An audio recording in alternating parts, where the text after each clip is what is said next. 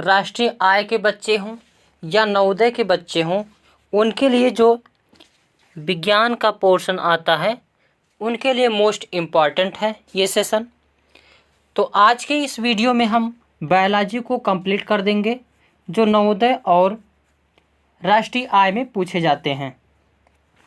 पहला चैप्टर है कोशिका। कोशिका का अध्ययन क्या कहलाता है तो साइटोलॉजी कहलाता है। कोशिका को प्राथमिक इकाई, सजीव के निर्माण की इकाई एवं कार्यात्मक इकाई कहते हैं। कोशिका की खोज कब हुई थी तो 1665 ईस्वी में रॉबर्ट हुक महोदय ने खोज की थी। इनकी एक पुस्तक थी माइक्रोग्राफिक्स, ये भी पूछ लिया जा सकता है।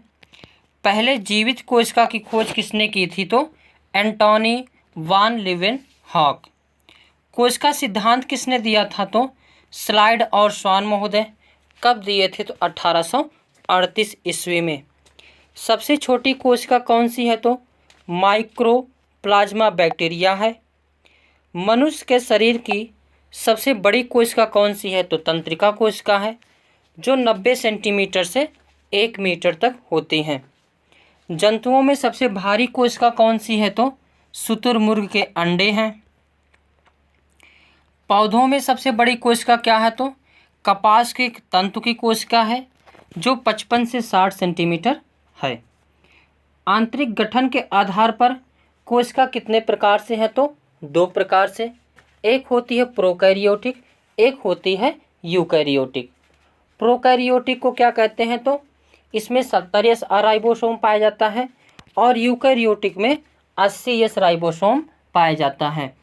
प्रोकैरियोटिक को अविकसित कोशिका कहते हैं, यूकैरियोटिक को पूर्ण विकसित कोशिका होती है। और उसके आगे देखते हैं प्रोकैरियोटिक कोशिका। इसके एग्जाम्पल जैसे जीवाणु हो गए, इसमें प्रोकैरियोटिक कोशिका। नीलहरित शैवाल हो गए, शैवाल, पीपीएलओ या बैक्टीरिया, इन सभी में कौन सी कोशिका पाई जाती है तो प्रोकैरियोटिक कोशिका पाई जाती है।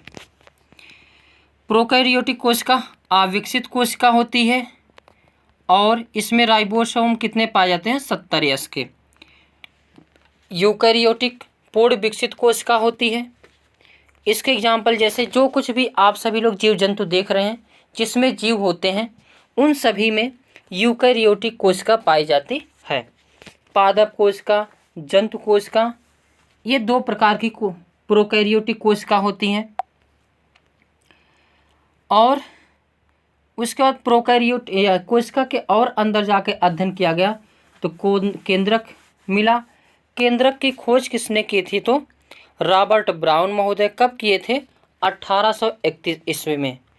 गुणसूत्र की खोज किसने की थी वाल्डेयर महोदय। डीएनए की खोज किसने किया है तो कॉल्स बर्न महोदय। जीन की खोज किसने किया है तो जॉनसन महोदय। केंद्रक में ही गुणसूत्र पाए जाते हैं और मानव में गुणसूत्रों की संख्या 23 पेयर या 46 होते हैं। गुणसूत्र डीएनए और हिस्टोन प्रोटीन से निर्मित होते हैं। डीएनए आनुवांशिक पदार्थ है। डीएनए का आनुवांशिक पदार्थ क्या है तो गुणसूत्र। डीएनए का छोटा भाग क्रियात्मक खंड जीन कहलाता है। क्या कहलाता है तो जीन कहलाता है। जीन को आनुवांशिक इकाई भी कहते हैं। नेक्स्ट टॉपिक है कुछ लॉजी से संबंधित। यहाँ से भी एक प्रश्न आपको चाहे नवोदय हो या राष्ट्रीय आय हो देखने को आपको मिल जाता है। एग्रोलॉजी क्या किससे संबंधित है तो सभी घासों का अध्ययन किस विज्ञान के अंतर्गत किया जाता है तो एग्रोलॉजी। एग्रोइस्टोलॉजी सभी घासों का अध्ययन। एंथ्रोपोलॉजी क्या है तो मानव विज्ञान का अध्ययन। आर्बोरिकल्चर क्या है तो इसमें हम झाड़ी वाले पौधों के काट छांट का अध्ययन किया जाता है, यानी जो पौधे सुंदर बनाए जाते हैं, कोई डिजाइन दिया जाता है, उन सब का अध्ययन किस में किया जाता है तो आर्बोरिकल्चर के अंतर्गत। डेंड्रोलॉजी क्या है तो झाड़ी वाले पौधों के अध्ययन किया जाता है। एक्सोबायोलॉजी के अंतर्गत अन्य ग्रहों पर जीवन की संभावना का अध्ययन किया जाता है। एंटोमोलॉजी क्या है तो कीटों का अध्ययन है। हिपैटोलॉजी, इसमें हम उभयचर एवं सरीसृपों का अध्ययन करते हैं। हॉर्टिकल्चर क्या है तो बागवानी लगाना, यानी बागवानी किससे से संबंधित है, हॉर्टिकल्चर। माइकोलॉजी में कवकों का अध्ययन करते हैं। ऑस्टियोलॉजी में हड्डियों का अध्ययन करते हैं। ओडोंटोलॉजी में दांतों का अध्ययन करते हैं। ऑर्निथोलॉजी में पक्षियों का अध्ययन करते हैं। ओलेरीकल्चर में साग सब्जी का अध्ययन करते हैं। पीडोलॉजी में क्या करते हैं तो मृदा की संरचना का अध्ययन करते हैं। पेलियोंटोलॉजी जीवाश्मों का अध्ययन पेलियोंटोलॉजी कहलाता है। एपीकल्चर मधुमक्खी पालन। पीसीकल्चर मछली पालन। सिल्वीकल्चर वनों का विकास। सेरीकल्चर रेशम कीट पालन। जेरिंटोलॉजी में मानव के वृद्ध, यहाँ पे विरुद्ध लिखा है लेकिन मानव के वृद्ध होने का अध्ययन किया जाता है। कैलोलॉजी मानव के सुंदरता का अध्ययन।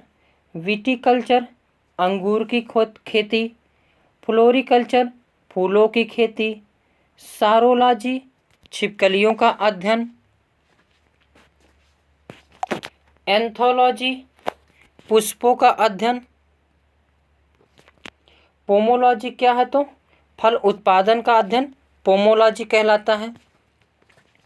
लेमनोलॉजी झीलों और तालाबों का अध्ययन। इकोलॉजी जीवों के ऊपर वातावरण के प्रभाव का अध्ययन। इथोलॉजी जीव जंतुओं के व्यवहारों का अध्ययन। ट्रोमेटोलॉजी घाव का अध्ययन। ओडोंटोलॉजी कैंसर का अध्ययन। पीडियाट्रिक्स शिशु रोग का अध्ययन। अगला टॉपिक है मांसपेशी। मांसपेशियों का अध्ययन क्या कहलाता है तो मायोलॉजी कहलाता है। मांसपेशियों की संख्या कितनी है तो 639। मांसपेशी में प्रोटीन कौन सी पाई जाती है तो मायोसिन प्रोटीन। मांसपेशी में थकावट होती तो कौन सा अम्ल का निर्माण होता है तो लैक्टिक अम्ल। लाल रंग किस कारण होते हैं मांसपेशी का तो मायोग्लोबिन के कारण। और इसका भार कितना होता है तो मनुष्य के वजन का लगभग 50% भार होता है। सबसे बड़ी मांसपेशी कौन सी है तो कमर में है। सबसे लंबी जांग में है। सबसे छोटी स्टेपिडस है। सबसे चौड़ी लैटिसिमस जांग में है। सबसे ज़्यादा कहाँ पे है तो पीठ में है। हड्डी कितनी होते हैं मनुष्य में तो 208। अगर बच्चे में कहा जाए तो 360 नहीं 300। हाथ में कितनी हड्डी होती हैं तो 60। पैर में कितनी हड्डी होती हैं तो 60। खोपड़ी में कितनी हड्डी होती हैं तो 22। चेहरे में कितनी हड्डी पाई जाती हैं तो 14। श्रोण मेखला में कितनी हड्डी होती हैं 2। पसली कितने जोड़ी होती है तो 12 जोड़ी। कैसेरू की कितने जोड़ी होती है या कितनी होती है तो 26 जोड़ी पूछेगा तो 13। कान में कितनी हड्डी होती हैं 6। कपाल में कितनी हड्डी होती हैं तो 8। अब नेक्स्ट टॉपिक है बीज। बीज एक बीजपत्री और द्विबीजपत्री। एक बीजपत्री के अंतर्गत धान, गेहूँ, केला यानी जिसमें बीज को फोड़ा नहीं जा सके वह एक बीजपत्री कहलाता है। द्विबीजपत्री जिसको फोड़ने पर 2 बराबर भागों में अपने आप टूट जाए उसे हम द्विबीजपत्री कहते हैं। चना को भी तोड़ोगे तो 2 भागों में टूट जाता है। आम को तोड़ोगे तो उसकी जो गुठली अंदर की होती है उसको भी 2 भागों में तोड़ जाती है। जैसे हम लोग पिपीरी बनाते हैं ना उसको करके, तो वहाँ पे देखना बच्चे जो होते हैं अमोला को उखाड़ते हैं, उसके बाद उसका पिपीरी बनाते हैं उसको, तो अगर वह खराब हो जाती है तो 2 फाल में हो जाती है, यानी ये क्या है, द्विबीजपत्री है। जामुन को भी अगर करोगे तो ये द्विबीजपत्री है। नेक्स्ट टॉपिक है फल और खाने वाले भाग। लीची का खाने वाला भाग क्या है तो एरिल है। अनार का खाने वाला भाग क्या है तो बाहरी भाग है। टमाटर का खाने वाला भाग क्या है तो संपूर्ण फल। टमाटर और अमरूद का जो खाने वाला भाग क्या खाया जाता है, संपूर्ण फल ही, पूरा फल ही खा लिया जाता है। सेब और नाशपाती का खाने वाला भाग क्या है, पुष्पासन है। फल फ्रूट देख करके पूरा मन ललचा रहा होगा, कोई बात नहीं, मिलने वाला नहीं है। और नींबू, संतरा, मौसमी, ये सभी का खाने वाला भाग क्या है तो जूसी हेयर, क्या है, जूसी हेयर है। धान और नारियल का खाने वाला भाग क्या है तो भ्रूण कोश है। आम और तरबूज का खाने वाला भाग क्या है तो मध्य फल भित्ति है। अनानास और कटहल का खाया जाने वाला भाग क्या है तो पुष्पक्रम है, क्या है, पुष्पक्रम है। फूल गोभी का खाया जाने वाला भाग क्या है तो पुष्पक्रम है। अब देखते हैं फूलों के भाग। फूलों के जो बाह्य दल्प होता है वह कैसा होता है तो हरा रंग का होता है, जैसा कि यहाँ पे दिख रहा है। और दलपुंज कैसा होता है तो रंगीन होता है। पुमंग, यह क्या है तो नर जनन अंग है। और जायांग क्या है तो मादा जनन अंग है। पुमंग नर जनन अंग होता है। इसमें पुंकेसर, परागकोश, परागर ये सभी पाए जाते हैं। जैसा कि जो फिगर में आप सभी देख रहे हैं, पुंकेसर में परागकोश पुतंतु यहाँ पे है, पंखुड़िये बाहरी है और इसे बाहरी दलपुंज कहते हैं। और ये जो अंदर वाला पार्ट इसे पुष्पासन कहते हैं। और जो डंठल उसको पुष्पवृंत कहते हैं। और स्त्री केसर के अंतर्गत क्या क्या आते हैं तो वर्तिकाग्र, वर्तिका और अंडाशय।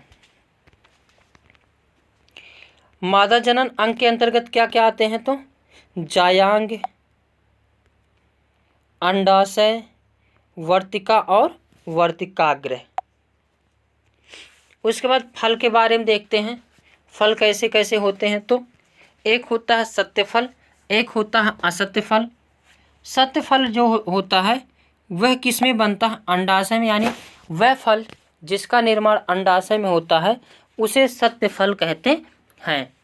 असत्य फल क्या होता है तो जिसका निर्माण जो है पुष्पासन में होता है उसे क्या कहते हैं तो असत्य फल। आम, जामुन, कटहल ये सभी क्या है तो सत्य फल हैं। और सेब क्या है तो असत्य फल है।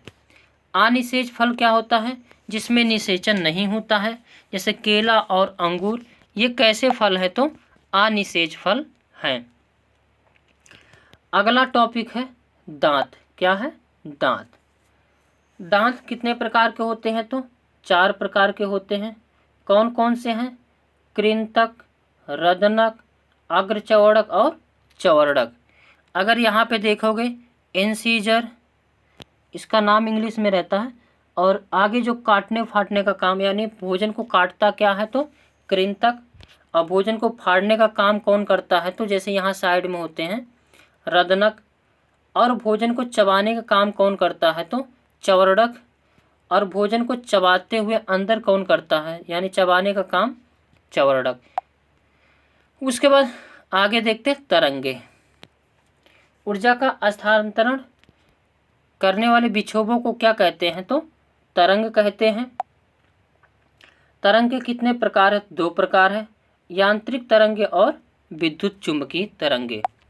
यांत्रिक तरंगे कौन सी होती हैं तो वह तरंग जो संरक्षण के लिए किसी भौतिक माध्यम की आवश्यकता होती है, जैसे ध्वनि तरंगे, भूकंप तरंगे, जल तरंगे, ये सब यांत्रिक तरंगे हैं। विद्युत चुम्बकीय तरंगे कौन सी हैं? एक्सरेज, प्रकाश रेज, ये सभी विद्युत चुम्बकीय तरंगे हैं। अनुप्रस्थ तरंगे मध्य के कणों में कंपन व तरंग की गति एक दूसरे के लंबवत होती है। जैसे रस्सी में उत्पन्न तरंगे जल की सतह पर उपस्थित उत्पन्न तरंगे, जैसे नहीं एक गाना है, कंकड़ न मारो, ठहरे हुए पानी में कंकड़ न मारो, हलचल सी मच जाएगी। तो उसमें ऐसे हलचल मचती हुई आगे जाती है। ये कौन सी तरंग होती है? तो अनुप्रस्थ तरंग होती है। अनुदैर्ध्य तरंग कौन सी होती है? तो माध्यम के कणों में कंपन व तरंग की गति एक दूसरे के अनुदिश होती है। जैसे वायु में ध्वनि की गति, यह क्या है? तो अनुदैर्ध्य तरंगे हैं। वायु में ध्वनि तरंगे अनुदैर्ध्य प्रगामी यांत्रिक तरंग के रूप में गति करती है। तरंगों में आयाम होता है। ये आयाम क्या होता है? तो जो अधिकतम विस्थापन, कण का अधिकतम विस्थापन क्या कहलाता है? आयाम कहलाता है। जैसे यहाँ पे है। आवृत्ति क्या होती है? तो प्रति सेकंड में गुजरने वाली तरंगों की संख्या, इस चीज़ को याद रखना, तरंगों की संख्या को क्या कहते हैं? आवृत्ति कहते हैं। जिस ध्वनि की आवृत्ति ज़्यादा हो वह ध्वनि उतनी तेज होगी। मादा की ध्वनि की आवृत्ति क्या होती है? तो ज़्यादा होती है, इसीलिए इनकी आवाज़ें सुरीली मधुर लगती है। अगर देखेंगे तरंग आवृत्ति के आधार पर ध्वनि के प्रकार कितने हैं? तो 3 प्रकार हैं। एक होती हैं श्रव्य तरंगे, दूसरी अपश्रव्य तरंगे, तीसरी पराश्रव्य तरंगे। श्रव्य तरंगे क्या है? तो 20 हर्ट्ज से 20,000 किलो हर्ट्ज, जिसमें हम लोग जो तरंगे यूज करते हैं, यानी हम लोग जो तरंगे सुनते हैं, ये क्या होती हैं? तो श्रव्य तरंगे। अब इस सब तरंगों को कौन सुनता है? तो कुत्ते। और पराश्रव्य तरंगे कहाँ कहाँ प्रयोग होती है? तो चमगादड़ और सोनार में। सोनार क्या है? तो जहाज, समुद्र में डूबी हुई वस्तुओं का पता लगाने के लिए सोनार का प्रयोग हम करते हैं। जो चमगादड़ होती है, यह रात्रि में पराश्रव्य तरंगे छोड़ती हैं और वस्तु से टकराकर या अपने शिकार से टकराकर जब यह तरंगे आती है तो पता चल जाता है कि वहाँ पे जो है मेरा शिकार है। उसके बाद इस पॉइंट को ध्यान रखना है, मच्छर की ध्वनि का तारतम्य शेर की दहाड़ से ज़्यादा होती है। मादाओं की ध्वनि पुरुषों की तुलना में क्या होती है? अधिक तारत वाली होती है, इसलिए मादाओं की ध्वनि जो है मधुर लगती है। तारत वह गुण होता है जो ध्वनि को मोटा या पतला के बारे में बताता है। जिसकी आवृत्ति अधिक हो वह ध्वनि पतली, अधिक तीक्ष्ण व उच्च तारत वाली होती है। गुणता क्या है? तो यह ध्वनि की तीव्रता व क्षीणता के मिश्रित प्रभाव से बना गुण है, जिसकी सहायता से ध्वनि की हम पहचान कर सकते हैं। जो पता चल जाती है मम्मी की आवाज़ है या पापा की आवाज़ या भाई की आवाज़ है या मित्रों की आवाज़ है, किसके आधार पर होती है? तो गुणता के आधार पर। ध्वनि पर माध्यम का प्रभाव। सबसे ज़्यादा ठोस ग्रहण जो है चलती है तेज़ी से ठोस में, उससे कम चलती है द्रव में, उससे कम चलती है गैस में। अगर गैस में बात करोगे तो सबसे तेज़ हाइड्रोजन में, उसके बाद हीलियम में, उसके बाद वायु में, उसके बाद ऑक्सीजन में। सामान्य हम जो बातें करते हैं वह कितने डेसिबल की होती है? तो 30 से 60। यानी सामान्य बातचीत, मतलब यहाँ पे जो लिखा सामान्य बातचीत इसमें हो जाएगा। सामान्य बातचीत तो 30 से 40 तक, ये पॉइंट को इसको गलत कर दीजिएगा। अगर साधारण बातचीत यानी चोरी चुप के बातें हो रही हैं, नॉर्मल बातें, तो 30 से 40 या मियाँ बीवी की जो बातें होती हैं। और जोर से जो बातें होती हैं यानी लवर की बातें, यह 50 से 60 dB तक चली जाती है। और विद्युत मोटर की बातें 110 dB तक। सायरन की डेसिबल, अच्छा ध्वनि का मात्रक क्या है? तो डेसिबल है। और जो जेट विमान उड़ते हैं उसकी वायु कितने डेसिबल होती है? तो 140 से 150। और यंत्र कारखाने जो होते हैं इनकी 10 से 120 dB तक होती है। कितने dB से ऊपर हुई तो उसे हम शोर कहते हैं। तो 85 dB से अधिक तीव्रता अगर हुई तो ध्वनि क्या कहलाती है? शोर कहलाती है। भारी गैसों में ध्वनि की चाल कम व हल्की गैसों में ध्वनि की चाल अधिक होती है। भारत सरकार ने सर्वप्रथम 1986 में से 87 में शोर को प्रदूषण माना, यानी 87 डेसिबल तक अगर आवाज़ है तो वह प्रदूषण, ध्वनि प्रदूषण होगा। एक ग्रीन मफलर होता है, यह क्या है? तो जो हाईवे वगैरह बनते हैं इनके किनारे पर जो पेड़ लगाए जाते हैं वही पेड़ क्या कहलाते हैं? तो ग्रीन मफलर कहलाते हैं। ध्वनि का इसका एग्जाम्पल क्या, मतलब इसलिए पौधे लगाए जाते हैं ताकि शोर ज़्यादा ना हो। ध्वनि का बहुल परावर्तन का उदाहरण क्या क्या है? तो ये भी प्रश्न पूछ सकता है नवोदय और राष्ट्रीय आय में। तो बादल की आवाज़ और शहनाई, ये सभी किसके एग्जाम्पल हैं? तो ध्वनि के परावर्तन के एग्जाम्पल हैं। नेक्स्ट टॉपिक है प्रदूषण, प्रमुख प्रदूषण व उनसे उत्पन्न रोग। पारा से कौन सा रोग होता है? तो मिनीमाता रोग है। इसका एक कहानी भी है कि जापान में एक मिनीमाता शहर था, वहाँ पे फैक्ट्री थी एक पारा की, और पारा की फैक्ट्री जो है वहीं पास में एक तालाब था, उसमें जाता था उसका पानी, और इस पानी को जो है मछलियाँ प्रयोग में लाती थी और मछलियाँ मार के मनुष्य खाए, जिसमें उनमें एक भयंकर बीमारी हो गई, जिस बीमारी का नाम रखा गया मिनीमाता। तो मिनीमाता रोग किसकी वजह से होता है? तो पारा की वजह से होता है। पानी में आर्सेनिक की अधिकता से कौन सा रोग होता है? तो ब्लैक फुट होता है। फ्लोराइड की कमी वृद्धि, पानी में फ्लोराइड की वृद्धि हो जाती है तो कौन सा रोग होता है? नाक-नी संलक्षण रोग होता है। अगर पानी में नाइट्रेट की अधिकता हो गई तो ब्लू बेबी सिंड्रोम होता है।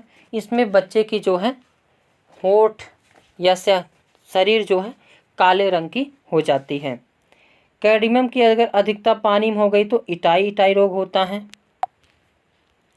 एस्बेस्टस की अधिकता से कौन सा रोग होता है? तो फेफड़े का कैंसर।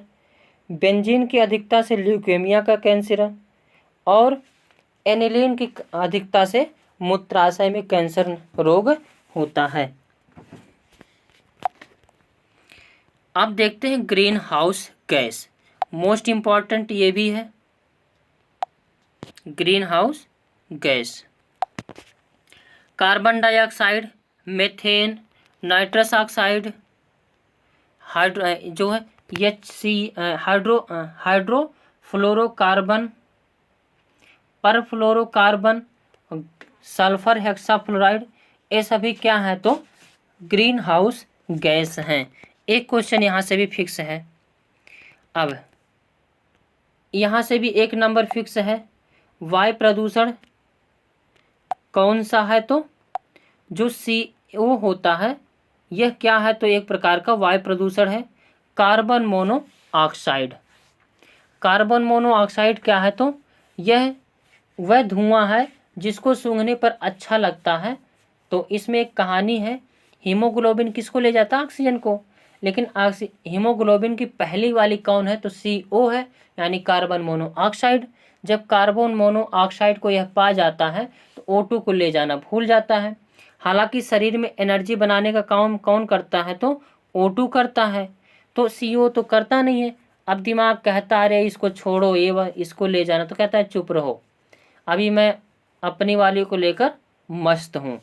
तो यहाँ पे जो CO होता है इसे दम घोंटू गैस भी कहते हैं, और यह सूंघने में बड़ा अच्छा लगता है। कहा गया ना, जो चीज़ जितना अच्छा होता है वह उतना ही खराब होता है। तो वायु प्रदूषण यानी CO से क्या होता है? वायु प्रदूषण। और ग्लोबल वार्मिंग के लिए जिम्मेदार गैस कौन सा है? तो CO2 कार्बन डाइऑक्साइड है।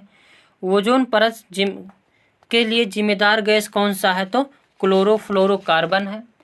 अम्ल वर्षा के लिए जिम्मेदार गैस कौन सा है? तो सल्फर डाइऑक्साइड है। भोपाल गैस त्रासदी, इसमें कौन सी गैस थी? तो आइसोसाइनेट। आगे देखते हैं, नेक्स्ट टॉपिक है कुछ बदलने वाले यंत्र। यहाँ से भी एक नंबर फिक्स है, देखते हैं इसको। लाउड स्पीकर क्या करता है तो विद्युत ऊर्जा को ध्वनि ऊर्जा में बदलता है। लाउड स्पीकर क्या करता है तो विद्युत ऊर्जा को ध्वनि ऊर्जा में बदलता है। कोयले का जलना यह क्या है तो रासायनिक ऊर्जा को ऊष्मा में ऊर्जा में बदलना। बल्ब का जलना क्या है तो विद्युत ऊर्जा का प्रकाश और ऊष्मा में ऊर्जा में परिवर्तन होना। सौर सेल क्या कार्य करता है तो सौर सेल प्रकाश ऊर्जा को विद्युत ऊर्जा में बदलता है। एलपीजी का जलना यानी रासायनिक ऊर्जा का ऊष्मा ऊर्जा में बदलना। एलपीजी का फुल फॉर्म भी प्रश्न में पूछ लिया जाता है, लिक्विफाइड पेट्रोलियम गैस। एलपीजी का प्रयोग कहाँ करते तो घरेलू ईंधन के रूप में किया जाता है। और एलपीजी का मुख्य अवयव क्या है तो ब्यूटेन और प्रोपेन है। ये भी पॉइंट मोस्ट इम्पॉर्टेंट है। और उसके बाद आगे देखते हैं सीएनजी। सीएनजी का फुल फॉर्म क्या है तो कंप्रेस्ड नेचुरल गैस। इसका प्रयोग कहाँ किया जाता है तो वाहनों में। प्रयोग के लिए 200 से 250 किलोग्राम प्रति वर्ग सेंटीमीटर तक दबाया जाता है। और सीएनजी में मीथेन गैस क्या होती है, सर्वाधिक मात्रा में पाई जाती है। अगला टॉपिक है ऊर्जा के स्रोत। यहाँ से भी आप सभी को एक क्वेश्चन मिलेगा 1 नंबर। तो आज का सेशन इम्पॉर्टेंट है, 1 न 1 नंबर हर टॉपिक से आपको देखने को मिलेगा, चाहे यह नवोदय हो या राष्ट्रीय आय हो।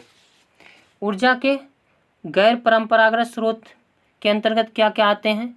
अगर कहेगा ऊर्जा के गैर परंपरागत स्रोत या फिर नवीनीकरणीय ऊर्जा, ये दोनों बातें क्या होती हैं तो एक ही होती हैं। और इसके अंतर्गत क्या क्या आता है तो इसके अंतर्गत आता है सौर ऊर्जा, पवन ऊर्जा, जल विद्युत ऊर्जा, ज्वारीय ऊर्जा, भूतापीय ऊर्जा, परमाणु ऊर्जा और बायोगैस ऊर्जा। यानी ऐसी ऊर्जा जो नेचुरल है उसे गैर परंपरागत एवं नवीनीकरणीय ऊर्जा कहते हैं। उसके बाद देखते हैं गैर नवीनीकरणीय ऊर्जा या फिर गैर जो है परंपरागत ऊर्जा स्रोत। इसमें कौन कौन सा चीज़ आता है तो कोयला, पेट्रोल और प्राकृतिक गैस जो ख़त्म हो जाते हैं उसे अनवीनीकरणीय या गैर नवीनीकरणीय ऊर्जा संसाधन कहते हैं। अगला 1 नंबर यहाँ से भी आपको देखने को जरूर मिलेगा, नाभिकीय परमाणु ऊर्जा केंद्र संस्थान। तारापुर कहाँ पे है ये परमाणु ऊर्जा केंद्र संस्थान? महाराष्ट्र में है। रावत भाटा कहाँ है? राजस्थान में। नरोरा बुलंदशहर उत्तर प्रदेश में। कैगा कर्नाटक में। काकरापार गुजरात में। कलपक्कम तमिलनाडु में। यहाँ से भी 1 नंबर फिक्स है। आगे ईंधन जो होता है, जीवाश्मी ईंधन क्या होता है तो कोयला, पेट्रोलियम, प्राकृतिक गैस, यानी जो जीवाश्मियों द्वारा ईंधन का निर्माण हुआ है उसे हम जीवाश्मी ईंधन कहते हैं। कोयला, पेट्रोलियम, प्राकृतिक गैस ये सभी। उसके बाद एक होता है भाप अंगार गैस, कार्बन मोनोऑक्साइड और हाइड्रोजन को मिला करके भाप अंगार गैस बनाई जाती है। प्रोड्यूसर गैस क्या होता है तो कार्बन मोनोऑक्साइड और नाइट्रोजन।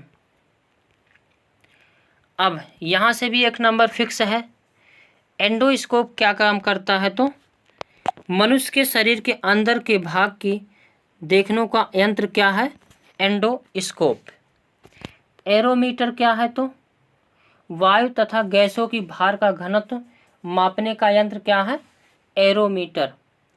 अल्टीमीटर क्या है तो विमान की ऊंचाई मापने का यंत्र अल्टीमीटर है। कैथेटोमीटर वैज्ञानिक प्रयोगों में ऊंचाई स्तर आदि मापने का यंत्र है। टैकियोमीटर क्या है? तो सर्वेक्षण के समय दूरी उन्नयन मापने वाला यंत्र जो थियोलाइट जैसा दिखता है। लेजर की खोज किसने की है? तो थियोडोर मैनन। ट्रोमेटोलॉजी क्या है? तो घाव का अध्ययन। मर्मिकोलॉजी क्या है? तो चींटियों का अध्ययन। इंसुलिन की खोज किसने की है? एफ बेंटिंग महोदय ने। कोको कोला का आविष्कार किसने किया है? तो जॉन पेम्बरेटन ने। सोडा वाटर की खोज किसने की है? तो जोसेफ प्रिस्टली। बैरोमीटर का आविष्कार एमांगो टोरुसेली। एक नंबर यहाँ से भी फिक्स है। प्रोटीन पाया जाता है, जो कैरोटीन प्रोटीन होता है यह कहाँ कहाँ पाया जाता है? तो बाल, त्वचा, नाखून, सींग, खुर। जिन प्रोटीन कहाँ पाया जाता है? तो मक्का में। एक्टिन मायोसिन प्रोटीन कहाँ पाई जाती है? तो सभी कंकाल पेशियों में। ग्लोब्यूमिन प्रोटीन कहाँ पाया जाता है? तो अंडा में। दूध में कौन सी प्रोटीन पाई जाती है? तो केसीन प्रोटीन पाई जाती है। ग्लूटेलिन्स प्रोटीन कहाँ पाया जाता है? तो अनाज में। प्रोलैमिन्स प्रोटीन कहाँ पाया जाता है? तो दाल में। ग्लोबी क्या है? तो रुधिर में प्रोटीन। ग्लोबी प्रोटीन कहाँ पाया जाता है? तो रुधिर में। अगला टॉपिक है तना और उदाहरण। एक नंबर यहाँ से भी फिक्स है। प्रकंद के उदाहरण कौन कौन से हैं? तो हल्दी और अदरक। कंद या आलू के उदाहरण कौन है? मतलब आलू ये भी कंद का उदाहरण है। सल्क कंद का उदाहरण प्याज और लहसुन है। घन कंद का उदाहरण अरबी है। अब जड़ और उदाहरण। तर्क रूपी जड़ किस में पाई जाती है? तो मूली में। कुंभी रूपी जड़ किस में पाई जाती है? तो शलजम में। सक्वाकार जड़ किस में पाई जाती है? तो गाजर में। गांठदार जड़ किस में पाई जाती है? शकरकंद और मिरी वालिश में। कुंदिल जड़ किस में पाई जाती हैं? तो शकरकंद में पाई जाती हैं। पुलकित जड़ें किस में पाई जाती हैं? डहेलिया व सतावर में। ग्रंथिल जड़ें किस में पाई जाती हैं? तो अम्बा हल्दी में। मणिका में जड़ें कहाँ पाई जाती हैं? तो अंगूर और केला में। अगली टॉपिक है क्रांति। यहाँ से भी एक नंबर फिक्स रहता है। सुनहरी क्रांति किससे संबंधित है? तो फल एवं सब्जी उत्पादन से। काली क्रांति क्या है? तो पेट्रोलियम उत्पादन।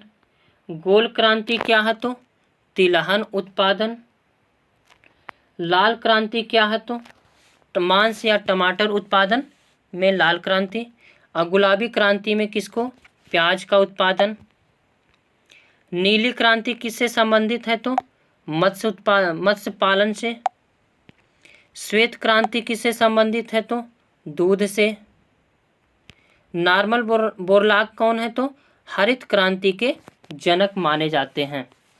Doctor MS. स्वामीनाथन भारत में हरित क्रांति के जनक हैं, और अगर विश्व में हरित क्रांति के जनक कहेगा तो नॉर्मन बोरलॉग।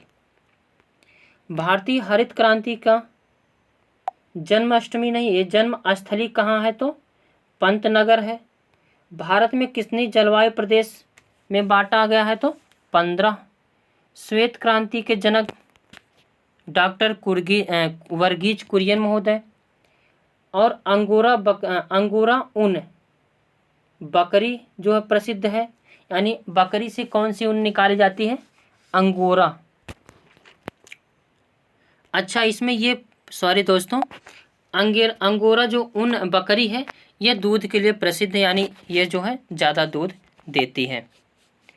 अगर पूछ ले अंगोरा ऊन तो बकरी से, अगर पश्मीना शाल पूछे तो खरगोश के बाल से बनाए जाते हैं। भारत में बागवानी कृषि कौन कौन सी होती हैं? तो चाय, रबर और नारियल और कहवा। यानी एक होती है कृषि, जीवन निर्वाह कृषि जिसमें अनाज होते हैं। एक होती है नकदी फसल, गन्ना, दाल, ये सभी आती हैं। और एक होती है व्यापारी बागवानी कृषि, चाय, रबर, नारियल।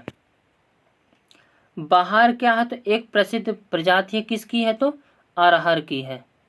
बरानी द्वीप धान की एक फसल है। पूसा बोल्ड क्या है तो सरसों की एक प्रजाति है। ललित क्या है तो एक उन्नत किस्म का अमरूद की प्रजाति है। मालवी चमत्कार क्या है तो एक प्रजाति है अरहर की। अगला पॉइंट है, यहाँ से भी एक क्वेश्चन फिक्स है। जंतु और उत्सर्जी अंग। मनुष्य का उत्सर्जी अंग क्या क्या है तो वृक्क, यकृत, फेफड़ा और त्वचा। उत्सर्जी अंग क्या है, यानी शरीर के अपशिष्ट पदार्थों को बाहर निकालने वाला अंग क्या कहलाता है, उत्सर्जी अंग कहलाता है। चपटे क्रीम की उत्सर्जी अंग क्या है तो आदिवृक्क है। और फीता क्रीम के उत्सर्जी अंग क्या है तो ज्वाला या फ्लेम है। केचुआ के उत्सर्जी अंग क्या है तो उत्सर्गिका है। कीट का उत्सर्जी अंग क्या है तो मलपेगी नलिका है। अमीबा का उत्सर्जी अंग क्या है तो बाह्य त्वचा व रिक्तिका है। झींगा मछली का उत्सर्जी अंग क्या है तो हरित ग्रंथियाँ। अब अगला एक नंबर यहाँ से भी है, फिक्स है। जंतु और श्वसन अंग। फेफड़ा किसका अंग है श्वसन अंग? हाथी, शेर, गाय, बकरी, मेढक, छिपकली, सर्प, इन सभी जो है प्राथमिक जो है इन सब के श्वसन अंग क्या है तो फेफड़ा है। श्वास रंध्र किसका है तो तिलचट्टा और अन्य कीटों का उत्सर्जी अंग क्या है, श्वसन अंग क्या है, श्वास रंध्र। मछली या जलीय जंतु के श्वसन अंग क्या है तो क्लोम या गिल्फ, जिसे हम लोग गलफड़ा कहते हैं। आगे है जीव या उत्सर्जी अंग। मछली और जलीय जीव जंतु के उत्सर्जी अंग क्या, उत्सर्जी पदार्थ क्या है तो अमोनिया है। यहाँ से भी एक नंबर फिक्स है, चाहे राष्ट्रीय आय हो चाहे नवोदय हो। पक्षी, छिपकली, सर्प का उत्सर्जी पदार्थ क्या है तो यूरिक अम्ल है।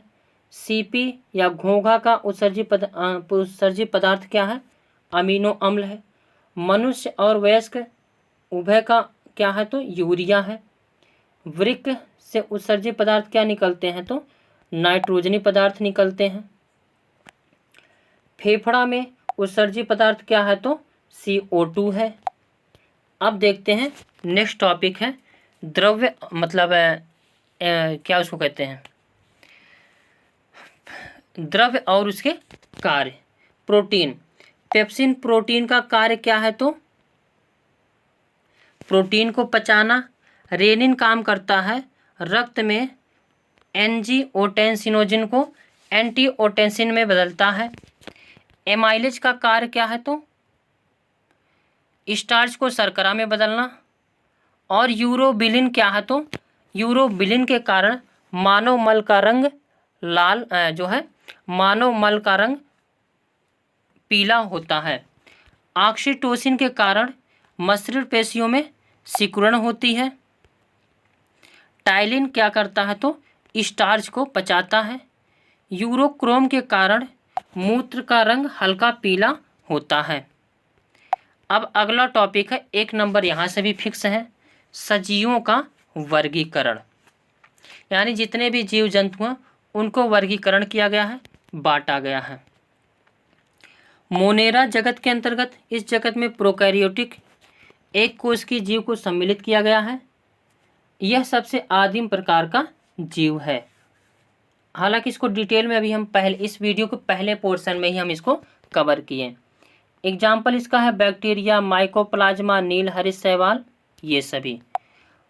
और एक पॉइंट याद रखना, माइक्रोप्लाज्मा को पादप जगत का जोकर भी कहते हैं। मोस्ट इम्पॉर्टेंट पॉइंट है, पादप जगत का जोकर किसे कहते हैं तो माइक्रोप्लाज्म को। बैक्टीरिया को सबसे पहले किसने देखा था? तो लेवेन हाक ने देखा, महोदय ने देखा।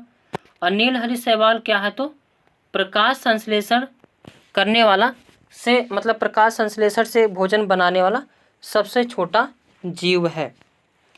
उसके बाद प्रोटिस्टा, दूसरा जगत क्या है? प्रोटिस्टा। प्रोटिस्टा में क्या है? तो इसमें एक कोश की जीव आते हैं। क्या है? एक कोश की जीव आते हैं और यह यूकैरियोटिक, इसमें यूकैरियोटिक जीव शामिल होते हैं। यूकैरियोटिक क्या है? जिस सजीव को हम देख पाते हैं वह यूकैरियोटिक के अंतर्गत आते हैं। और यह समान विषमपोषी होते हैं, अर्थात दूसरे जीवों को अपना भोजन प्राप्त करते हैं, जीवों से अपना भोजन प्राप्त करते हैं। फॉर एग्जाम्पल, जो प्लाज्मोडियम है यह मनुष्य में मलेरिया फैलाता है। पैरामीशियम स्वच्छ जल में मुक्त जीवी एक जीव है। अमीबा क्या है? तो एक सरलतम जीव है। एंट अमीबा क्या है? तो मनुष्य में अमीबी पेचिस का निर्माण जो है पढ़ाने में मदद करता है।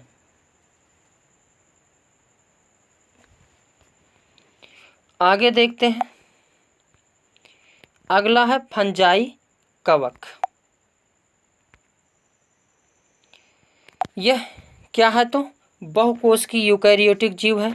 इसके अंतर्गत क्या आते हैं? तो मृतोपजीवी, परजीवी, सहजीवी, यानी जो सड़े गले चीज़ों से भोजन अपना बनाता है उसे मृतोपजीवी कहते हैं। कुकुरमुत्ता, ये सभी मशरूम। परजीवी क्या होते हैं? जो दूसरों के ऊपर आधारित होते हैं, जैसे जोंक, जो है वो क्या कहते हैं, मच्छर, खटमल, ये सभी। सहजीवी क्या होते हैं? साथ साथ जीते हैं और एक दूसरे का मदद करते हैं। जैसे भैंस चराते हुए सब लोग, तो भैंस के साथ देखना बकुला भी रहता है, तो बकुला और भैंस क्या है? सहजीवी हैं। और अगला जगत है प्लांटी जगत। प्लांटी जगत, इसमें क्या है? तो इस जगत में बहुकोश की यूकैरियोटिक स्वपोषी जीवों को रखा गया है। इसके भी कई पार्ट हैं। थैलोफाइटा यानी पानी में उगने वाले पौधे, ब्रायोफाइटा यानी उभयचर यानी पानी और जब पृथ्वी दोनों पर उगने वाले पौधे, टेरिडोफाइटा स्थल पर उगने वाले पौधे को टेरिडोफाइटा, जिम्नोस्पर्म यानी अनावृत बीजी और एंजियोस्पर्म यानी आवृत बीजी। जंतु जगत एनीमिया, ये क्या है? तो इसमें बहुकोश की यूकैरियोटिक विषमपोषी जंतु आते हैं। यह परिस्थिति तंत्र में उपभोक्ता के रूप में पाए जाते हैं और इसके दो प्रकार होते हैं, अकशेरुकी जंतु और कशेरुकी जंतु। अकशेरुकी जंतु में क्या होते हैं? इनमें कशेरुकी दंड अनुपस्थित होते हैं। जैसे रीढ़ की हड्डी का नाम सुने हो ना, वही अकशेरुकी है। तो हाइड्रा, एस्केरिस, कछुआ, कीट, ऑक्टोपस, स्टारफिश, सीप, ये सभी किसके एग्जाम्पल हैं? तो अकशेरुकी जीव के। कशेरुकी जंतु के अंतर्गत इसमें कशेरुक दंड यानी रीढ़ की हड्डी पाई जाती है। जैसे मत्स्य वर्ग हो गया, उभयचर, सरीसृप, पक्षी, स्तनधारी, ये सभी कैसे जीव हैं? तो कशेरुकी जंतु के अंतर्गत आते हैं। अब आगे देखते हैं, नेक्स्ट टॉपिक है जनन तंत्र या प्रजनन तंत्र। जनन कितने प्रकार से होता है? तो दो प्रकार से। कौन कौन सा होता है? तो एक अलैंगिक जनन होता है और एक लैंगिक जनन। अलैंगिक जनन के अंतर्गत कौन कौन से आते हैं? इसमें जैसे विखंडन विधि द्वारा जनन, मुकुलन विधि द्वारा जनन, कायिक जनन, ये सभी जो अलैंगिक जनन के अंतर्गत आते हैं। विखंडन मतलब आपस में ही टूट करके अलग हो जाते हैं, विखंडन हो जाते हैं।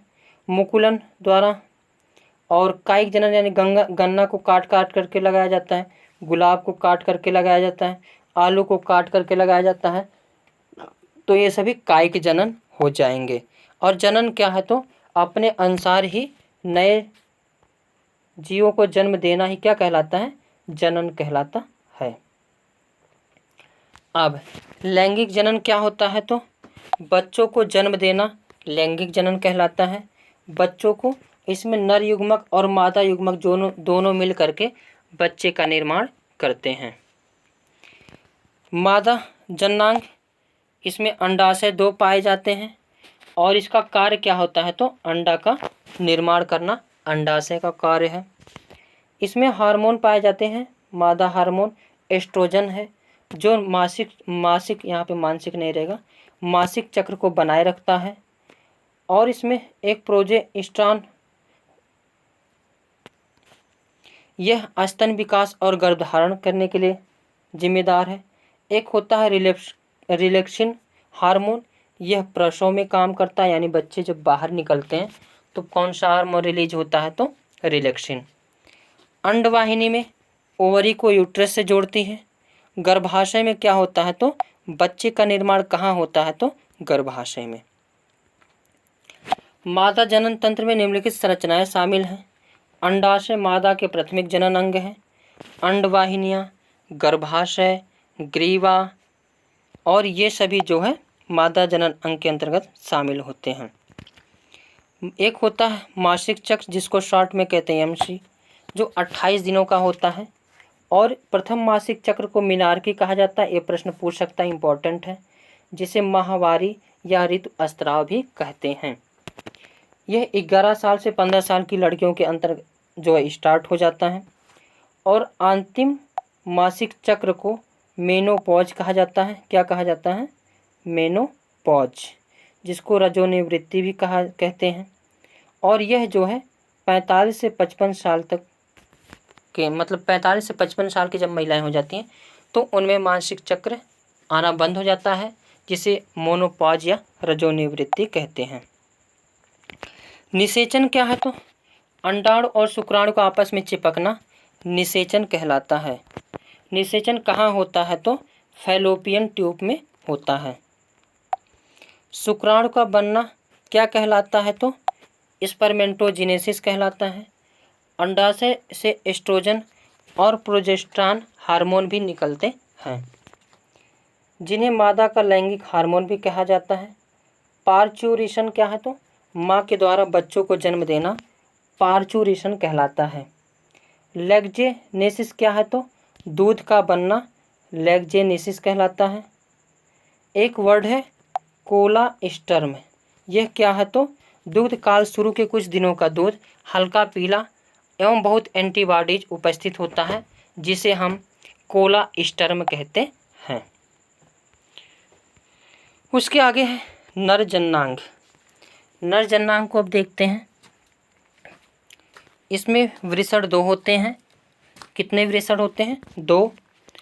और इसमें शुक्राणु एवं टेस्टोस्टेरॉन का निर्माण होता है वृषण में। अधिवृषण क्या है? तो परिपक्व शुक्राणु को संचित करना, क्या है मतलब कहाँ संचित होता है? तो अधिवृषण में होता है, जैसा कि यहाँ पे देख सकते हैं। और एक होता है वेस डिफरेंस, यानी शुक्राणु पेनिस तक पहुँचते का कार्य कौन करता है? तो नर शुक्राणु। शिश्न क्या है? तो मादा शुक्राणु को मादा जनन अंग तक पहुँचाने का कार्य कौन करता है? तो शिश्न। वृषण क्या है? तो वृषण के लगभग 5 सेंटीमीटर लंबे व 2 से 3 सेंटीमीटर होते हैं और इसे पुरुषों का प्राथमिक नर जनन अंग भी कहते हैं। इनमें सेमिनोफेरस नलिकाओं में शुक्राणु का निर्माण क्रिया होता है। शुक्रवाहिनी के अंतिम छोर पर शुक्राशय जुड़ता है, जिससे अस्रावित शुक्र द्रव वीर्य के निर्माण में सहायक होता है। एक बार में वीर्य कितने निकलते हैं? तो 3 से 5 ml। और इसका pH मान कितना होता है? तो 7.3 होता है। इसमें कौन सी शर्करा पाई जाती है? तो फ्रक्टोज शर्करा पाई जाती है। और इसमें कितने शुक्राणु होते हैं? तो 40 करोड़ शुक्राणु होते हैं। अंडाणु प्लस शुक्राणु दोनों मिलते हैं तो जाइगोट होता है। जाइगोट होने के बाद ब्लास्टोसिस्ट होता है, इसके बाद भ्रूण बनता है और भ्रूण के बाद शिशु का निर्माण होता है। एक क्रम भी याद रखना है। अब अगला टॉपिक है उत्सर्जी अंग। ये यहाँ से भी एक क्वेश्चन मोस्ट इम्पॉर्टेंट बनते हैं। तो उत्सर्जी अंग मानव का कौन सा है? मुख्य रूप से तो वृक्क है। इसको देखते हैं। उत्सर्जी मानव का प्रमुख उत्सर्जी अंग क्या है? तो वृक्क है, जो संख्या में 2 होती हैं, जिसको हम इंग्लिश में किडनी कहते हैं। उत्सर्जी पदार्थ शरीर के विभिन्न उपापचयी क्रियाओं के दौरान क्या होते हैं? तो उत्पन्न होते हैं। और मनुष्य में उत्सर्जी पदार्थ क्या क्या है? तो यूरिया, कार्बनिक पदार्थ, अकार्बनिक पदार्थ, जल, कार्बन डाइऑक्साइड, विभिन्न वर्णक प्रोटीन, ये सभी क्या है? तो जो है पुरुष व्यक्ति में उत्सर्जी पदार्थ या मानव में उत्सर्जी पदार्थ हैं। शरीर में कई सहायक अंग उत्सर्जी के रूप में कार्य करते हैं।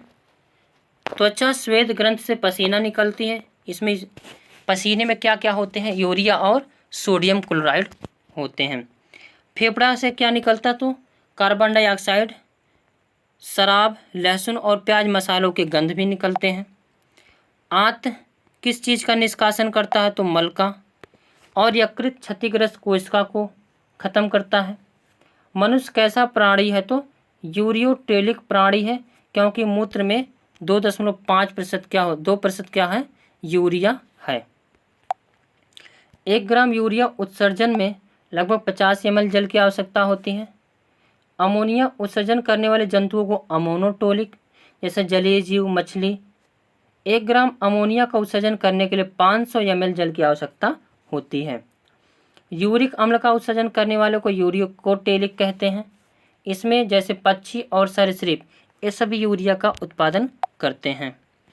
1 ग्राम यूरिक अम्ल के लिए 10 ml जल की आवश्यकता पड़ती है। वृक्क का अध्ययन क्या कहलाता है? तो नेफ्रोलॉजी कहलाता है। क्या कहलाता है? नेफ्रोलॉजी। और वृक्क की इकाई क्या है? तो नेफ्रॉन है। वृक्क का भार कितना होता है? तो 120 से 170 ग्राम। एक वृक्क में 1 बिलियन से अधिक नेफ्रॉन पाए जाते हैं। 1100 से 1200 ml रक्त की मात्रा वृक्क के द्वारा एक दिन में छानी जाती है। और एक दिन में मूत्र विसर्जन कितना होता है? तो लगभग 1.5 लीटर होता है। मूत्र का निर्माण कहाँ होता है? तो वृक्क में होता है। लगभग 20 से 30 ग्राम यूरिया हमारे शरीर में एक दिन में उत्सर्जित होती है। यूरिया का निर्माण कहाँ होता है? तो जिगर में होता है। मूत्र का पीला रंग किस कारण होता है? तो यूरोक्रोम के कारण। और मूत्र में दुर्गंध क्यों होता है? तो यूरिया जब अमोनिया में बदलती है तो उसमें से गंध आती है। मूत्र का बाहर निकलना क्या कहलाता है? मिक्चूरियन कहलाता है। और जो हमारे मस्तिष्क के तंत्र की प्रक्रिया द्वारा नियंत्रित होती हैं। मूत्र का पीएच मान, ये भी मोस्ट इम्पॉर्टेंट, याद रख लेना, कितना होता है? तो 6 है। मूत्र में क्या क्या पाए जाते हैं? लवण, विषैली पदार्थ, जीवाणु पाए जाते हैं। वृक्क या गुर्दे की पथरी किसकी बनी होती है? तो ये भी मोस्ट इम्पॉर्टेंट है। कैल्शियम ऑक्जेलेट की। किसकी बनी होती हैं? कैल्शियम ऑक्जेलेट की बनी होती हैं। यूरेनिया क्या है? तो रक्त में यूरिया का बढ़ जाना यूरेनिया कहलाता है। यूरेनिया हीमोडायलिसिस द्वारा हटाया जाता है। आगे मनुष्य का उत्सर्जी अंग क्या है? तो वृक्क है। यकृत, फेफड़ा, त्वचा, ये सभी क्या है? तो मनुष्य के उत्सर्जी अंग है। चपटे कृमि के हैं आदिवृक्क। फीता कृमि के उत्सर्जी अंग क्या है? ज्वाला कोशिकाएं। केचुए के उत्सर्जी अंग क्या है? तो उत्सर्गिका। कीट का उत्सर्जी अंग क्या है? तो मलपेघी नलिका। अमीबा के उत्सर्जी अंग क्या है? तो त्वचा व रिक्तिका। झींगा मछली के उत्सर्जी अंग क्या है? तो हरित ग्रंथियां। अब अगला टॉपिक है सेंस ऑर्गन। सेंस ऑर्गन कितने होते? तो 5 होते हैं। कौन कौन से? आँख, कान, नाक, जीभ और त्वचा। इन सबको देख लीजिएगा। आँख से देखते हैं, नाक से सूंघते हैं, जीभ से स्वाद चखते हैं, त्वचा से स्पर्श करके पता चलता है। अब आगे देखते हैं ब्रेन यानी दिमाग। सबसे लंबी कोशिका कौन सी है? तो न्यूरॉन कोशिका है। और ब्रेन में आवश्यक तत्व कौन से हैं? तो सोडियम, और इसका अंतिम भाग क्या कहलाता है तो एक्सम टेक्सास कहलाता है। ब्रेन को कितने भागों में बांटा गया है? 3 भागों में, अग्र मस्तिष्क, मध्य मस्तिष्क और पश्च मस्तिष्क। अग्र मस्तिष्क के भाग कौन कौन से हैं तो सेरेब्रम जो मेमोरी होती है यानी आईक्यू याददाश्त होती है, अग्र मस्तिष्क का भाग है। थैलेमस, बाहर का आभास किसके द्वारा होता है? थैलेमस के द्वारा। हाइपोथैलेमस, आंतरिक आभास किसके द्वारा होता है तो हाइपोथैलेमस। पेट दर्द कर रहा है, गैस बन रही है, लेटिंग करना है, ये सभी जो होती हैं हाइपोथैलेमस कंट्रोल करता है। मध्य मस्तिष्क के अंतर्गत क्या क्या आते हैं तो कार्पोला और पेंडिकल। कार्पोला द्वारा आँख और जो कान की क्रियाएं होती हैं किस द्वारा एक्सेप्ट की जाती हैं तो कार्पोला द्वारा। पेंडिकल द्वारा जो प्रतिवर्ती क्रियाएं होती है सभी किस द्वारा? पेंडिकल द्वारा। उसके बाद पश्च मस्तिष्क। पश्च मस्तिष्क के अंतर्गत सेरिबेलम, यह अनैच्छिक सभी क्रियाओं पर गति नियंत्रण और पाचन इस पर नियंत्रण करता है। मेडुला ऑब्लांगेटा, यह अनैच्छिक क्रियाओं और श्वसन इन सब को कंट्रोल करता है। मध्य मस्तिष्क को देख ही चुके। अब आ जाते हैं ऊतक। ऊतक एक होता है उपकली ऊतक। उपकली ऊतक क्या है तो शरीर को जितने यानी जो बाहरी भाग है त्वचा ही क्या है एक उपकली ऊतक के उदाहरण है। यह स्वतंत्र शरीर का बाहरी भाग होता है। अंगों का बाहरी भाग भिन्न भिन्न नालियों का आंतरिक एवं बाह्य भाग तथा विभिन्न ग्रंथियों जैसे श्वेत ग्रंथि, दुग्ध ग्रंथि, अश्रु ग्रंथि, हार्मोन ग्रंथि, एंजाइम से निकलने वाली ग्रंथियां इत्यादि का निर्माण किससे होता है तो उपकली ऊतक से हुआ रहता है। उपकली ऊतक का अच्छा उदाहरण क्या है तो त्वचा, और यह मानव शरीर का सबसे बड़ा अंग भी माना जाता है। मिलेटिन प्रोटीन क्या है तो त्वचा का रंग निर्धारण करता है। जैसे केरोटिन प्रोटीन किस में पाया जाता है तो नाखून, बाल, सींग, खुर और कवच में। ऊतक 2 प्रकार से हैं, एक संयोजी ऊतक, एक वसीय ऊतक। जानवरों तथा बालकों में ज़्यादा कौन सा ऊतक होता है तो वसीय ऊतक होता है। अब देखते हैं अगला टॉपिक है ब्लड। सामान्य संयोजी ऊतक क्या है तो ब्लड है। ये तरल संयोजी ऊतक रक्त और लसिका इसके उदाहरण है। कंकाली ऊतक अस्थि, उपास्थि, लिगामेंट और टेंडान ये सभी जो कंकाली ऊतक के उदाहरण हैं। अब सामान्य संयोजी ऊतक इसमें थोड़ा सा देखते हैं। और जो संयोजी ऊतक में जीवित कोशिकाएं तथा इसका मूल पदार्थ क्या है मृत कोशिकाएं दोनों उपस्थित होता है। आगे है पेशी ऊतक। पेशी ऊतक क्या है तो यह एक प्रकार का विशेष ऊतक है, विभिन्न अंगों को ढकने का काम करती है, एक्टिन एवं मायोसिन प्रोटीन से बनी होती है। और मानव शरीर में पेशी ऊतक के उदाहरण क्या हैं? रेखित पेशी, अरेखित पेशी और कार्डियक पेशी। पेशी ऊतक के कितने उदाहरण हैं? 3, रेखित, अरेखित और कार्डियक। रेखित पेशी क्या होती है तो यह हमेशा अस्थि से जुड़ी होती है, यह थक जाती है, यह ऐच्छिक पेशियां होती हैं तथा अस्थि से जुड़कर कार्य करती हैं। अरेखित पेशी क्या है? यह स्वतंत्र पेशियां हैं। अरेखित पेशी अंगों का निर्माण करती हैं और अरेखित पेशी जो कभी थकती नहीं है। अरेखित पेशी जो है स्वतंत्रता पूर्वक कार्य करती हैं। आगे कार्डियक पेशी।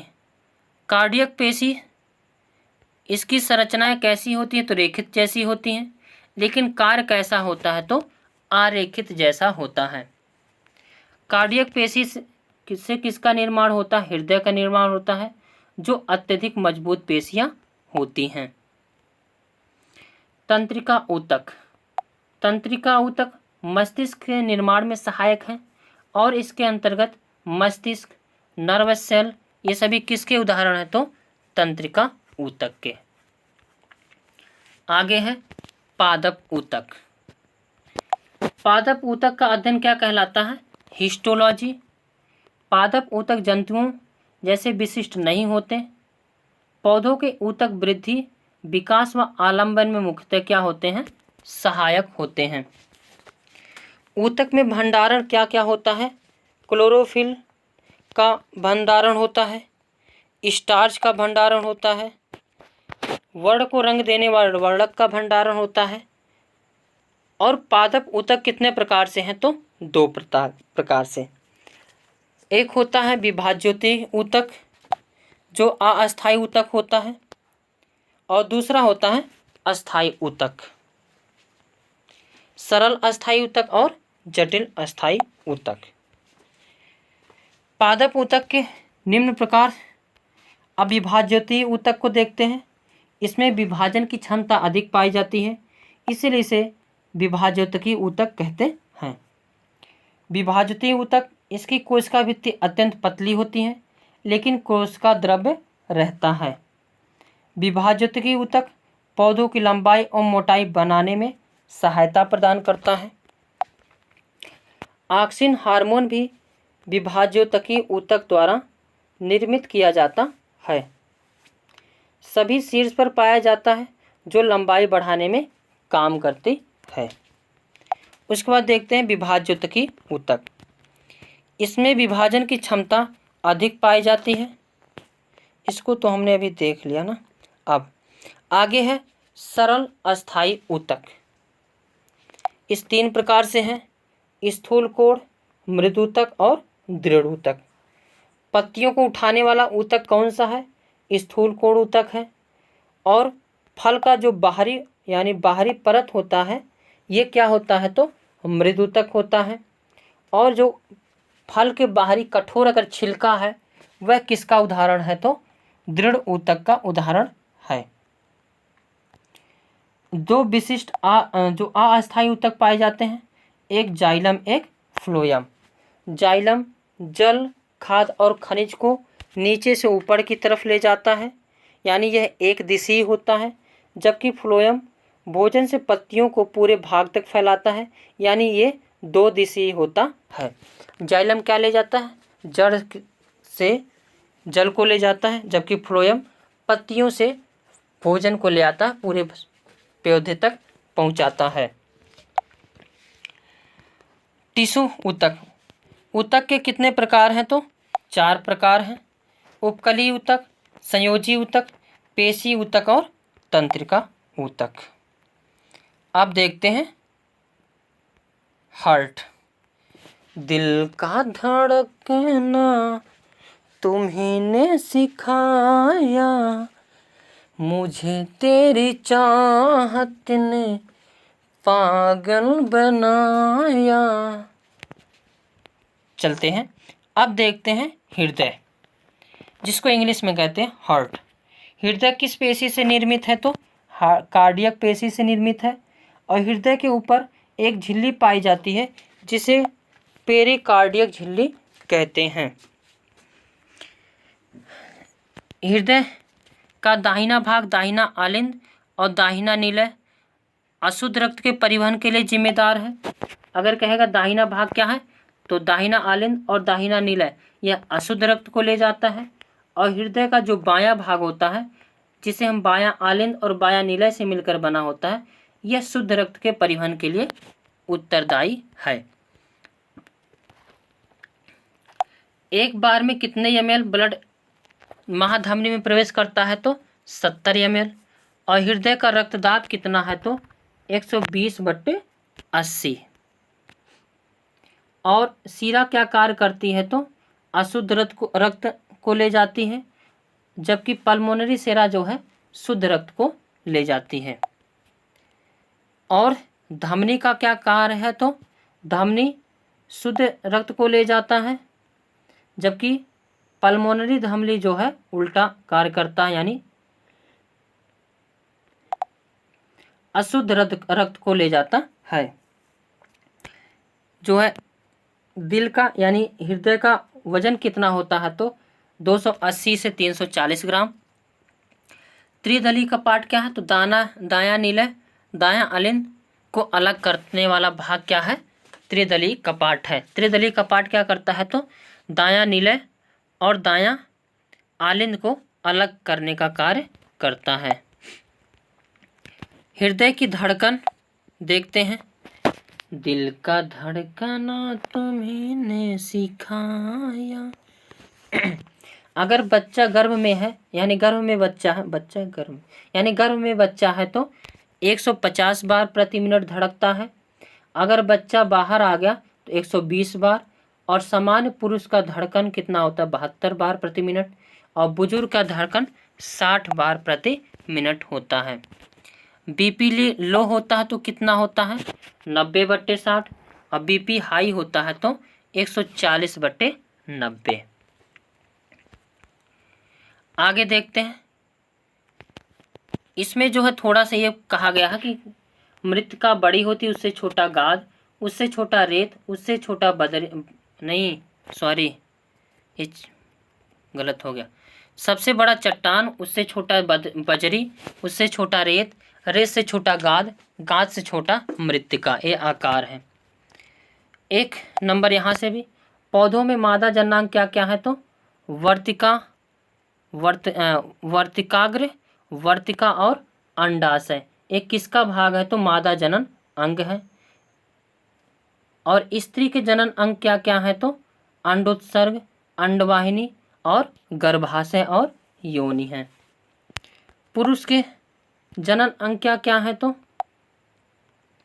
शुक्राणु है, वृषण, शुक्राणु, नलिका और शेषण। पुंकेसर के, अब यहाँ से देखते हैं पुंकेसर के भाग क्या क्या है? तो परागकोश और तंतु। नीला लिटमस प्लस HCl दोनों अगर मिलाओगे तो लाल रंग देता है। एक प्रश्न यहाँ से भी आपको मिलेगा। और लाल लिटमस प्लस क्षार मिलाओगे तो नीला रंग देता है। फिनाप्थलीन और में HCl मिलाओगे तो रंगहीन हो जाएगा। फिनाप्थलीन प्लस NaOH मिलाओगे तो गुलाबी रंग देगा। और फिनाल्फ्थलीन प्लस आंसू जल मिलाओगे तो रंगहीन हो जाएगा। ये भी मोस्ट इम्पॉर्टेंट है हर एग्जाम के लिए, वैसे नवोदय और राष्ट्रीय आय के लिए भी इम्पॉर्टेंट है। CO प्लस N2 को मिलाकर के क्या बनाई जाती है? तो producer gas. CO plus H2 मिलाकर के वाटर गैस बनाया जाता है। मुख्य पोषक तत्व क्या क्या है? तो नाइट्रोजन, फास्फोरस और पोटास पौधों के लिए। गौण पोषक तत्व पौधों के लिए क्या है? तो कैल्शियम, मैग्नीशियम एवं गंधक। सूक्ष्म पोषक तत्व क्या है सबके लिए? लोहा, zinc, copper, manganese, molybdenum, boron एवं क्लोरीन। उसके बाद अगर प्रबल अम्ल और प्रबल क्षार यानी बराबर की टक्कर करवा देते हैं तो उदासीन लवण यानी नमक का निर्माण होता है। अगर प्रबल अम्ल और प्रबल क्षार को मिला दे तो क्षारीय लवण का निर्माण होता है। प्रबल अम्ल और प्रबल दुर्बल क्षार को मिला देंगे तो अम्लीय लवण बनेगा। पेनिसिलिन की खोज मोस्ट इम्पॉर्टेंट है, सारे इसमें का पॉइंट है, हर एक पॉइंट को ध्यान रखना है। अगर प्रबल अम्ल और प्रबल क्षार को मिलाओगे तो नमक का निर्माण होगा। अगर अम्ल और प्रबल क्षार को मिलाओगे तो क्षारीय लवण, और प्रबल अम्ल और दुर्बल क्षार को मिलाया जाएगा तो अम्लीय लवण। पेनिसिलिन की खोज किसने की है? तो अलेक्जेंडर फ्लेमिंग ने। चेचक का टीका सर्वप्रथम किसने खोजा? Edward Jenner. रेबीज का टीका किसने? Louis Pasteur. एंथ्रेक्स जीवाणु की खोज किसने की? Robert Koch. इंसुलिन की खोज F बेंटिंग महोदय। यहाँ से भी एक नंबर पूछा जाता है।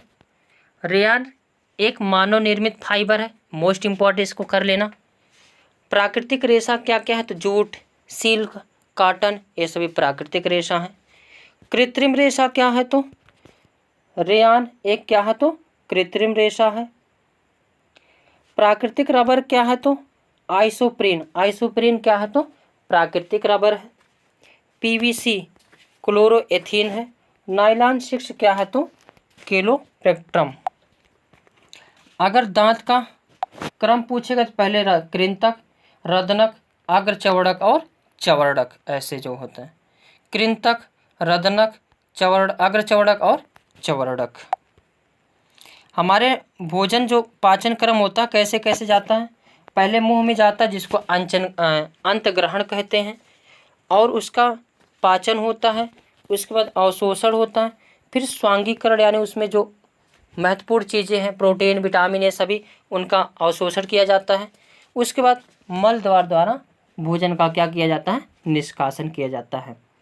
रुक्षांश क्या है, तो सेलुलोज बहुल खाद्य पदार्थ है। लाला रस क्या है, तो मंड को शर्करा में परिवर्तित करता है। पाचन का कार्य क्या क्या नहीं करता है, तो ग्रसिका, बृहद्रांत और मलाशय। हमारे भोजन पाचन क्रम इसको हमने देख लिया। पेशी क्या है, तो सिकुड़कर और शिथिल होकर शरीर में गति प्रदान करती है। अस्थि क्या है, तो कठोर संरचना यानी जो कंकाल बना है, जैसे छत कोई मकान बनाना हो, सरिया का पहले ढांचा बनाते हैं, तो वैसे ही हमारे शरीर का जो ढांचा है वह अस्थि से बना है। उपास्थि क्या होता है, तो कंकाल का भाग जिसे झुकाया जा सकता है। कान की जो हड्डी है इसे स्टेपेज कहते हैं, और उपास्थि मतलब हड्डी से कम मजबूत क्या होती है, उपास्थि। पसली पिंजर क्या है, तो वक्ष की अस्थि और मेरुदंड को मोड़कर बक्से की रचना यानी सीने पे जो अस्थि है वह क्या है, पसली पिंजर है। आसवन क्या है, तो किसी मिश्रित द्रव के अवयव जो वाष्पन द्वारा क्रिया द्वारा अलग किया जाता है, आसवन कहलाता है। निस्यंदन क्या है, तो किसी द्रव में अविलेय ठोस अशुद्धि को फिल्टर पेपर की सहायता से पृथक करने की विधि क्या कहलाती है, निस्यंदन कहलाती है। निस्तारण क्या है, तो जल की तलहटी में जमे अवसादित मिश्रण को बिना हिलाए जल को मिट्टी सहित उड़ने की प्रक्रिया को क्या कहते हैं, निस्तारण कहते हैं। जैसे बाल्टी में अगर मिट्टी सहित पानी है तो कुछ देर बाद मिट्टी नीचे बैठ जाती है, और इसको बिना हिलाए अगर पानी को निकाल दिया जाए, इसी को निस्तारण कहते हैं। अब आगे है आवर्त सारणी, पीरियोडिक टेबल। वर्तमान समय में 118 तत्वों की जानकारी हुई है, सभी मोस्ट इम्पॉर्टेंट पॉइंट है, याद रखना। जिसमें 98 तत्व प्राकृतिक रूप से है और 63 तत्व अच्छा, अगर पूछेगा शुरू सबसे पहले कितने तत्व खोजे गए थे, तो 63 तत्व खोजे गए थे। तत्वों का वर्गीकरण कई लोगों ने किया, जैसे डॉबे-रायनर का त्रिक सिद्धांत, न्यूलैंड्स का अष्टक नियम, सभी असफल रहे। लेकिन आज भी जो लागू है और मेंडलीव की आवर्त नियम लागू है। और ये भी पॉइंट याद रखना, मेंडलीव का आवर्त नियम तत्वों के उनके गुण के परमाणु भारों के आवर्ती फलन होते हैं, अर्थात तत्वों को उनके बढ़ते परमाणु के भार क्रम में व्यवस्थित किए गए हैं। मेंडलीव की आवर्त सारणियों में 7 क्षैतिज पंक्तियां जिसे आवर्त कहते हैं, 18 ऊर्ध्व स्तंभ है, ऐसे इसे हम समूह कहते हैं। यानी मेंडलीव की आवर्त सारणी में 7 आवर्त हैं और 18 समूह हैं। मेंडलीव की आवर्त नियम आधुनिक किसने दिया है, तो 1913 में हेनरी मोजले द्वारा दिया गया। आवर्त सारणी में कितने ब्लॉक हैं, तो 4 ब्लॉक हैं, S P D F. S block के तत्व में समूह 1 और 2 हैं, जिसमें सभी क्या हैं, धातुएं हैं। पी ब्लॉक के तत्व कौन कौन से हैं, तो 13, 14, 15, 16, 17, 18। समूह के तत्व सभी धातु, अधातु और उपधातु होते हैं। यानी पी ब्लॉक के तत्व कौन कौन से हैं, समूह 13, 14, 15, 16, 17 और 18वें समूह का। और पी ब्लॉक के तत्व कैसे हैं, तो धातु, अधातु और उपधातु हैं। डी ब्लॉक के तत्व कौन से, समूह में 3, 4, 5, 6, 7, 8, 9, 10, 11, 12, ये सभी तत्व क्या हैं, डी ब्लॉक के तत्व हैं। और इस तत्व को संक्रमण तत्व कहते हैं। और ये सभी तत्व क्या हैं, तो धातुएं हैं। यह ब्लॉक के तत्व क्या कहलाते हैं, तो अलग से नीचे जो दो तत्व दो सीरीज में बनाई गई, इसे एफ ब्लॉक के तत्व या एक्टिनाइड तत्व यानी रेडियो एक्टिव होते हैं। हाँ, आगे विद्युत ऋणात्मकता। बाएं से दाएं जाने पर विद्युत ऋणात्मकता में क्या होती है? वृद्धि होती है, तथा ऊपर से नीचे जाने पर विद्युत ऋणात्मकता क्या होती है? घटती है। सर्वाधिक विद्युत ऋणात्मकता किसकी होती है? तो फ्लोरीन की होती है। ये मोस्ट इम्पॉर्टेंट याद रखना। परमाणु साइज। बाएं से दाएं जाने पर परमाणु साइज यानी परमाणु त्रिज्या क्या होती है? घटती है। धात्विक या अर्धात्विक गुण। बाईं ओर से दाएं ओर जाने पर धात्विक गुण में कमी आती है और ऊपर से नीचे जाने पर धात्विक गुण में वृद्धि होती है। आयनन विभव। बाएं से अगर दाएं जा रहे हो पीरियोडिक टेबल में तो आयनन विभव बढ़ता है और ऊपर से नीचे जा रहे तो आयनन विभव घटता है। इलेक्ट्रॉन बंधुता। बाएं से दाएं तरफ बढ़ने पर इलेक्ट्रॉन बंधुता बढ़ती है और ऊपर से नीचे अगर जा रहे हो तो इलेक्ट्रॉन बंधुता का मान कम होता है। तो ये सेशन, आज की सेशन में बस इतना ही। Thank you for watching. अगर वीडियो अच्छा लगे तो लाइक शेयर कमेंट करना ना भूलें।